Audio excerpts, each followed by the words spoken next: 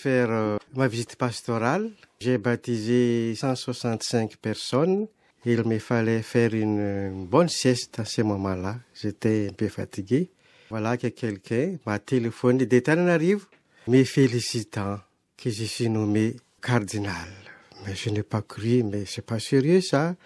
Et puis une autre personne m'a téléphoné, une autre personne. Et finalement, donc, j'ai appelé Monseigneur Lénos. Il n'était pas là. Il était en visite pastorale aussi. Après 1 heure de temps, Monseigneur Lénos m'a téléphoné. Tout en rigolant, il m'a dit que c'est confirmé. C'était vraiment imprévu pour moi. Je ne savais pas quoi faire. J'ai passé presque une nuit blanche ces jours-là.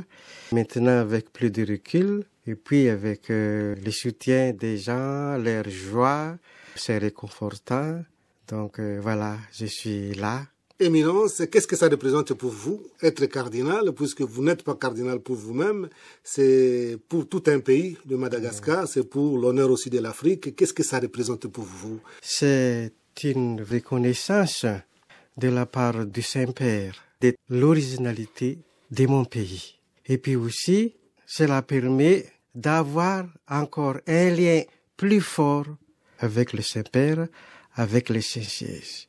Et puis pour moi, c'est une occasion pour être un peu plus la voix des sans-voix, la voix de ceux qui ont besoin d'être écoutés, d'avoir de réconfort, et voilà.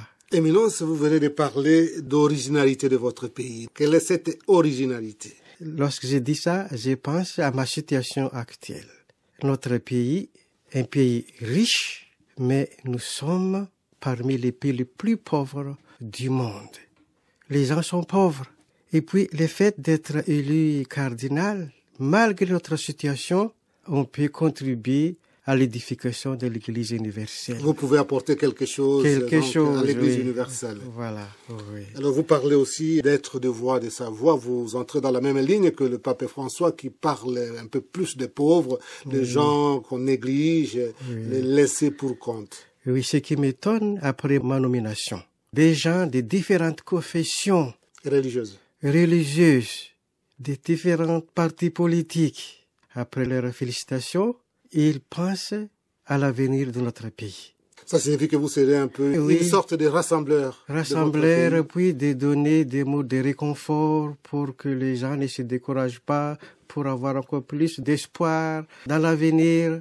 Voilà, les gens entendent beaucoup de choses. Je me demande même comment répondre à cet appel, à ce désir-là. Donc vous sentez un peu une sorte de poids pastoral, puisque vous n'allez pas vous occuper seulement de votre archidiocèse et de Toamasina, mais aussi maintenant avoir un regard sur l'ensemble, non seulement de l'Église de Madagascar, mais de tous les pays. Tous les pays, voilà. Je suis un peu le porte-parole. Je crois que cela peut aider à faire progresser, à changer un peu la situation de notre pays. Quelle est la situation actuelle de l'Église en fait à Madagascar par rapport même à la situation sociale, à la situation économique dont vous aviez fait allusion pour le moment? J'ose dire pour le moment l'Église catholique même, est la seule institution crédible pour les gens, pour dire ce qui ne va pas. Donc les gens regardent l'Église catholique. Et effectivement, on fait ce qu'on peut pour faire changer, pour progresser notre pays. Donc les gens regardent l'Église pour tout ce qu'il fait du point de vue éducation, du point de vue santé, etc. Oui. Et donc on compte beaucoup sur l'Église. Oui. Votre pays vient de célébrer les 50 ans des relations avec les Saint-Siège. Oui, Saint-Siège, oui. Qu'est-ce que ça vous dit maintenant? C'est comme une sorte de reconnaissance que ça coïncide avec cette célébration des 50 ans des relations entre votre pays, Madagascar, et le Saint-Siège, et le fait que vous êtes créé cardinal. Voilà, ça contribue, je crois, à l'édification de notre relation diplomatique. Parfois, on nous taxe d'être anti-gouvernement, parce que j'ai dit, on n'est pas pour ou contre, mais ce qui ne va pas, on dénonce. Et ce qui est bien, on félicite. Et comme cardinal, vous allez encore dénoncer plus davantage? C'est un devoir même de dire ce qui ne va pas et puis encourager ce qui est bien. Et quelle est la situation actuelle de votre archidiocèse? C'est une nouvelle archidiocèse créée en 2010. Et on fait ce qu'on peut, on se débrouille. Il y a une nette amélioration, un changement. Et pour moi, maintenant, parmi ma priorité, c'est la radio.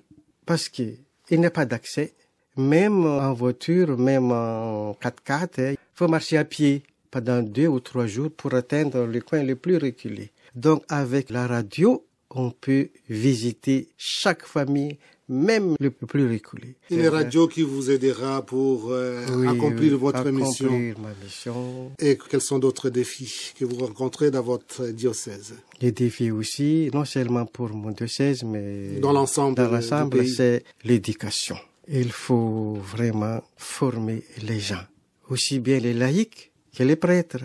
D'abord les futurs prêtres, et les prêtres par le biais de la formation permanente, et les laïcs dans la formation catéchétique. Vous venez de décrire votre diocèse, qui semble un diocèse pas très nanti. Est-ce que vous ne mettez pas un lien, ce sont mes commentaires, entre la situation de votre diocèse ou archidiocèse et de votre nomination, vu que le pape est très sensible aux petits, aux pauvres, aux gens qui ont des difficultés? Et voilà, c'est pourquoi que j'ai dit au début, pour moi c'est une reconnaissance du Saint-Siège, du Saint-Père, de notre situation, de notre originalité.